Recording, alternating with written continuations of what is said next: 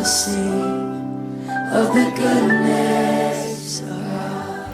Halo semuanya, kembali lagi bersama dengan saya di channel YouTube Gereja Masih Advent Hari ke-7 Jemaat El-Fatah. Kali ini kita akan kembali lagi dalam konten kesehatan, dan kali ini konten yang menarik karena di sini kita akan membahas tentang mitos versus fakta dalam dunia kesehatan. Dan kali ini kita bersama dengan calon dokter yaitu Kariska.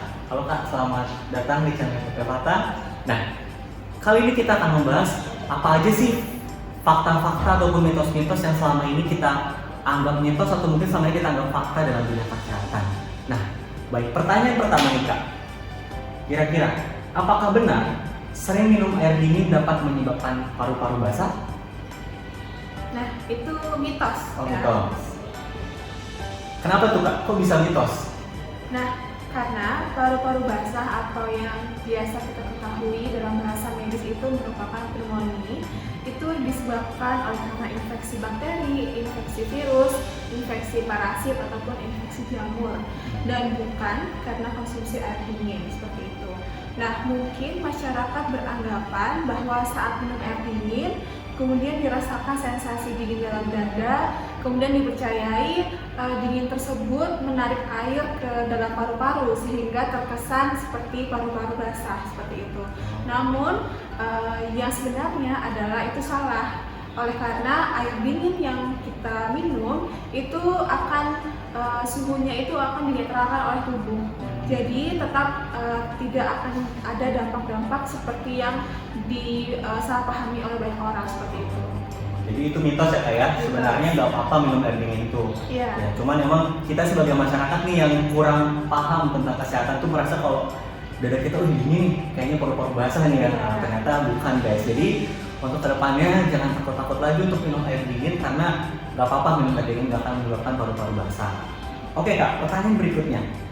Nah, ini sering nih orang-orang nih beranggapan tentang yang ini, bahkan saya juga termasuk yang percaya gitu tentang hal ini. Apakah mitos atau fakta mandi malam bisa menyebabkan penyakit rematik? Itu mitos. Oh, mitos. Ya. Oke, kenapa tuh Kak? Kok bisa mitos? Karena orang-orang sekarang nih takut nih mandi malam. Biasanya ada yang pulang kerja malam, gak mandi jadinya mereka gak mandi sampai pagi karena takut kena rematik. Itu gimana Kak penjelasannya?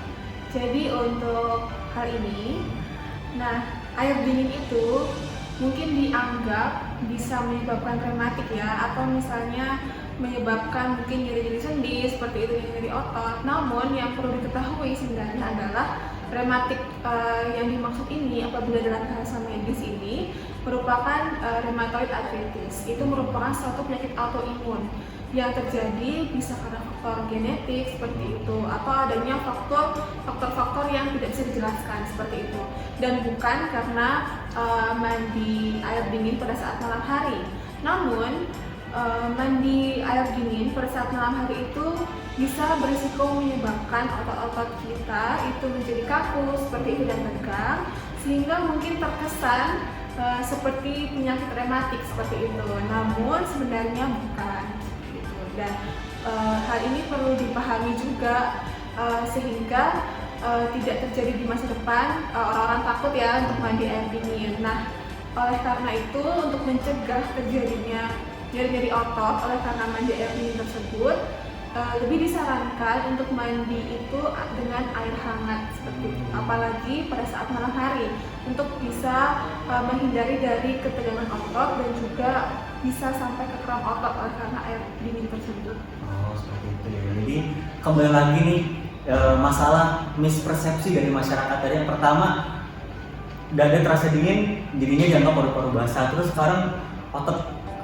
tegang dianggapnya rematik. Jadi kembali lagi mispersepsi masyarakat. Jadi buat saudara-saudara yang mungkin ini mandi malam itu tidak apa-apa, tidak akan menyebabkan rematik, dan mungkin lebih dianjurkan untuk mandi air hangat ya Kak ya.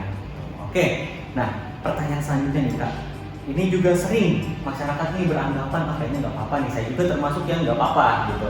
Nah, pertanyaannya, makanan yang jatuh sebelum 5 detik masih bisa diambil dan dimakan karena bakteri belum sempat menempel. Itu mitos atau fakta? Mitos. Oh, itu mitos. Kenapa tuh Kak? Nah, tentunya apabila kita mencantumkan makanan, tentunya bakteri itu punya kemampuan untuk menempel itu sepersekian milidetik ya, bukan dalam batasan 5 detik saja seperti itu. Dan mungkin bukan bakteri saja, tapi bisa parasit, cacing, ataupun jamur, ataupun virus seperti itu. Nah, perlu diketahui juga tergantung di mana makanan tersebut jatuh. Misalnya jatuhnya itu di tanah, tentu sudah pasti akan berisiko lebih besar untuk kontaminasi dari bakteri, kemudian cacing, seperti itu.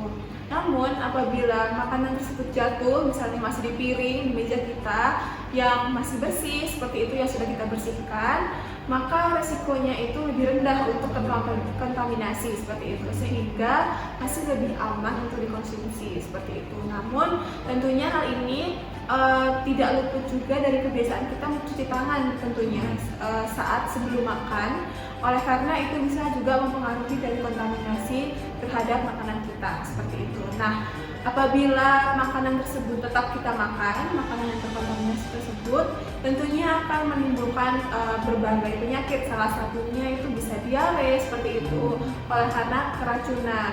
Nah, diare pun ada banyak jenisnya seperti itu, bisa karena bakteri, bisa karena cacing, bisa karena virus, bisa juga karena parasit ataupun jamur seperti itu. Sehingga untuk menghindari hal tersebut mungkin bisa dibutuhkan kebijaksanaan dari kita ya, untuk bisa menentukan apakah makanan ini masih bisa dikonsumsi atau tidak seperti itu, dan jangan lupa untuk selalu mencuci tangan sebelum makan. Nah, tapi ini Kak, saya sering lihat nih orang-orang yang dia walaupun udah ngambil makanannya dari tanah gitu yang jatuh, dia masih mencuci nih makanannya, katanya masih bisa kok, orang masih dicuci gitu, cuci lagi. Itu kira-kira gimana Kak? Apakah mengurangi Kak resiko kena penyakit atau sama aja gitu kalau dicuci nggak dicuci? Sebenarnya tergantung juga dicucinya itu menggunakan air apa seperti itu ya. Apabila menggunakan air biasa, air mengalir yang biasa seperti itu, ya itu sebenarnya sama saja seperti itu, sehingga tidak disarankan untuk sebenarnya dikonsumsi lagi seperti itu. Namun apabila memang sudah cuci bersih dengan mungkin menggunakan sabun yang aman untuk makanan seperti itu mungkin mengurangi lah kontaminasi dari bakteri ataupun patogen-patogen yang lain seperti itu. Jadi buat saudara-saudara, tadi pertanyaannya apakah makanan masih aman jatuh 5 detik? Jadi jangan 5 detik, nggak nyampe 5 detik aja udah terkontaminasi ya, kayak masyarakat sekarang bahkan ada yang bilang belum 5 menit. Nah, apalagi 5 menit itu udah bukan 100 atau sejuta bakteri, itu udah lebih banyak lagi bakteri, jadi itu bakal lebih parah nanti resikonya. Nah, pertanyaan terakhir nih Kak, apakah benar apabila mengoleskan pasta gigi pada luka bakar di kulit akan membantu penyembuhan? Itu mitos atau fakta? Mitos. Oh, itu mitos ya. Kenapa tuh? Bisa dijelaskan? Nah, apabila kita mengoleskan pasta gigi ini ke luka bakar, itu bukan membuat kering ya, karena banyak orang yang beranggapan karena luka bakar itu panas, kemudian diberikan pasta gigi yang terkesan dingin, mungkin dianggapnya itu akan menyembuhkan. Tapi pasta gigi itu mengandung berbagai zat seperti mentol, seperti floren yang bukan untuk penyembuhan luka seperti itu, dan itu malah membuat iritasi pada luka tersebut. Nah, luka tersebut justru bukan menjadi sembuh, bisa semakin parah, semakin iritasi seperti itu, dan memperlambat dari proses penyembuhannya seperti itu. Oke, jadi buat saudara-saudara yang terkena luka bakar, itu alangkah baiknya jangan memoles pakai pasta gigi. Nah, kira-kira Kak, kalau terkena luka bakar itu yang harus dilakukan apa sih Kak? Kalau misalnya kita tidak boleh mengoleskan pasta gigi? Nah, untuk luka bakar sendiri ada berbagai derajat juga sebenarnya. Nah, namun salah satu langkah pertama yang bisa dilakukan di rumah yaitu mengaliri luka tersebut dengan air mengalir selama 15-20 menit seperti itu. Tetap dialiri. Setelah itu apabila luka bakar itu cukup berat sampai melibatkan kulit yang lebih dalam, mungkin bisa langsung datang ke fasilitas kesehatan terdekat untuk bisa mendapatkan penanganan lebih lanjut. Oleh karena luka bakar yang tidak segera ditangani juga nanti bisa menyebabkan terjadinya komplikasi-komplikasi lain, tentunya bisa memicu infeksi baru seperti itu. Jadi kita dapat ilmu baru nih ya. Jadi kalau misalnya kita terkena luka bakar, jangan kita sok bisa gitu ya menggunakan cara-cara yang menurut kita benar, karena pas lagi kayaknya dingin nih bisa nyembuhin luka bakar. Bahkan ada juga yang kalau terkena luka bakar dia bilang katanya olesin aja pakai garam, buset itu udah panas perih gitu. Jadi buat saudara-saudara yang terkena luka bakar boleh diakhiri tadi akan dibilang 15-20 menit, atau bahkan kalau misalnya memang parah bisa dibawa ke fasilitas kesehatan terdekat. Jadi itu saja untuk konten kita pada kali ini terkait mitos versus fakta dalam dunia kesehatan. Terima kasih Kariska atas kesempatannya, dan sampai jumpa lagi di konten kita berikutnya, karena kita hadir bukan cuma dengan konten kesehatan tapi juga ada konten kerohanian dan ada konten-konten lainnya. Jangan lupa share, like, dan subscribe. Tuhan Yesus memberkati.